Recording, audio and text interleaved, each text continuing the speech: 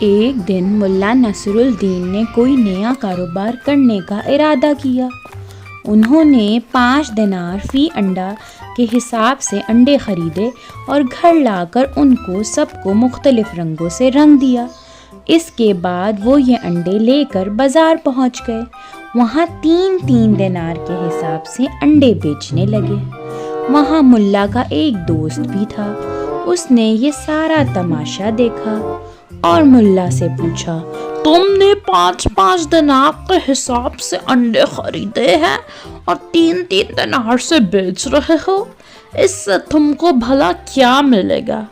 اس نے حیرت سے پوچھا۔ ملا کو اندازہ ہو گیا کہ انہوں نے بہت بڑی غلطی کر دی ہے، لیکن وہ اپنا قصور ماننا بھی تو نہیں چاہتے تھے۔ اس لیے انہوں نے کہا،